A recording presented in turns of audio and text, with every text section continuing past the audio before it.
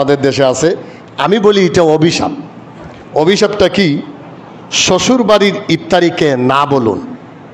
শ্বশুর বাড়ির ইফতারিকে কথা বলুন। শ্বশুর বাড়ির ইফতারিকে না বলুন। বলে এটা ব্যাখ্যা কি? মেয়ের বাবা গরিব, অসহায়, দিনমজুর, শ্বশুর বাড়ির ইফতারি দিতে হবে।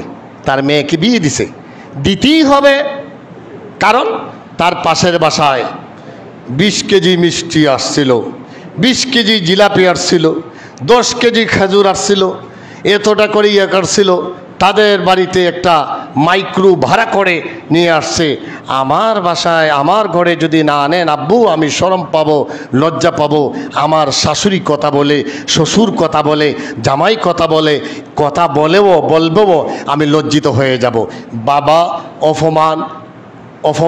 অপমানিত হয়ে, কষ্ট করে, লজ্জিত হয়ে মানুষের কাছে দাঁড়ে দাঁড়ে ঘুরে, এমনকি আমার জানা মতে সুদের পর্যন্ত নিয়ে, ধার নিয়ে, সুদের টাকা নিয়ে পর্যন্ত মেয়ের বাড়ি ইফতারি দেয়। এই একটা অপসংস্কৃতির আমরা অন্তত সমাজটা পরিবর্তন করতে চাই, ঠিক কিনা বলেন? আপনারা রাজি আছেন? অন্তত জগদীশপুর থেকে এই আওয়াজটা চলুক, শ্বশুর বাড়ির ইফতারিকে হ্যাঁ বলুন না বলুন? কেন ভিক্ষুকের মতো, কাঙ্গালের মতো শ্বশুর বাড়ির ইফতারির দিকে চেয়ে আছেন? এই মিয়া, ইফতারি কি খান না? প্রতিদিন খান না? প্রয়োজনে আপনি জামাই যদি হন, আপনি শ্বশুরের ইফতারি করান। তারা মা বাবার সমতুল্য, ঠিক কিনা? মা বাবার সমতুল্য, তাদেরকে করান। তবে হ্যাঁ, যদি দেয় স্বেচ্ছায়, একজন আরেকজন ইফতারি দেওয়ানো করানো, এটা সুন্নাত, এটা সওয়াব আছে। কেউ যদি স্বেচ্ছায় প্রণোদিত হয়ে আগ্রহ করে মেয়ের বাড়ি, ভাইয়ের বাড়ি, বাবার বাড়ি, চাচার বাড়ি, দাদার বাড়ি, নানার বাড়ি দেয়, নেয়, এটা অসুবিধা না।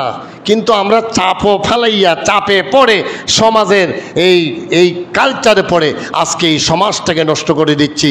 আমরা এটা থেকে বাঁচার চেষ্টা করব ইনশাআল্লাহ। কি এমন দরকার আছে ইফতারি মিয়া? আমার বাসায় ইফতারি আছে, অমুকের বাসায় ইফতারি, অমুকে সারা গ্রাম মানে বন্টন করছে, আমার তো বন্টন করতে হবে। আমার তো পরিমাণে কম। এখন শাশুড়ি কথা বলে, শ্বশুর কথা বলে, এই সমাজে এইগুলি চলতেছে। আমরা এটা থেকে বাঁচার চেষ্টা করব। আমরা চেষ্টা করলে পারবো না ইনশাআল্লাহ? আমরা পরিবারটা ঠিক করি না। আমরা কই আজকে যে এবছর আনা হবে না, তারপরেও জোর করে যদি অল্প কিছু হইলে দেওয়া, এটা হলো ভিন্ন কথা। এটা ভিন্ন কথা। কিন্তু এটা আপনারা চাবেন না, না দরকার নাই। আপনারা আয়োজন করেন, শ্বশুর শাশুড়িকে আপনারা ইফতার করান। আপনি জামাই হিসেবে আপনার কর্তব্য আছে, আপনার দায়িত্ব আছে।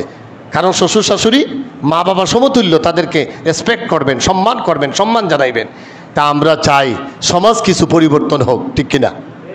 আল্লাহ পাক যেন আমাদের এই অভিশপ্ত